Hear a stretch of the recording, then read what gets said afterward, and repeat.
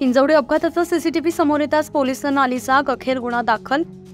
IT hub हिंजवडीतील viral CCTV संदर्भात अखेर आज कार चालकाविरोधात गुन्हा दाखल झालाय। आकांक्षा परदेशीला 23 मे रोजी भरधाव कारनं उडवलं होतं। सीसीटीव्ही व्हायरल होताच पोलिसांनी खडबडून जागे होत तरुणीच्या भावाला बोलावून आज फिर्याद घेतली। अपघाताप्रकरणी मोटार वाहन कलमानुसार गुन्हा दाखल करण्यात आलाय। अपघाताला 19 दिवस उलटल्यानं कार चालकानं मद्यपान केलं होतं का हा प्रश्न मात्र अनुत्तरितच आहे।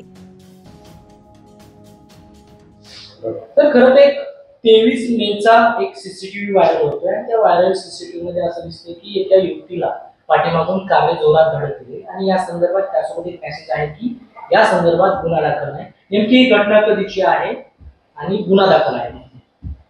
आज फिर्यादी उत्कर्ष परदेशी हे पोलीस स्टेशनला आलेले आहेत। या संदर्भात पोलीस स्टेशनला माहिती मिळाली होती, त्यानुसार आम्ही स्वतः त्या परदेशींच्या संपर्कात होतो आणि त्यांना पोलीस स्टेशनला येऊन तक्रार देण्यासंदर्भात विचारलं होतं। तर त्यांनी सांगितलं होतं की ते मुंबईमध्ये आहे आणि पुण्यात आल्यानंतर ते पोलीस स्टेशनला येऊन गुन्हा दाखल करणार आहेत। त्यानुसार ते काल पुण्यात आले, त्यांच्याशी आमचा संपर्क झाला आणि त्यांनी आज सकाळी येऊन गुन्हा दाखल केलेला आहे। खरं या घटनेला 15 ते 16 दिवस उलटले, एवढा अवधी का लागला?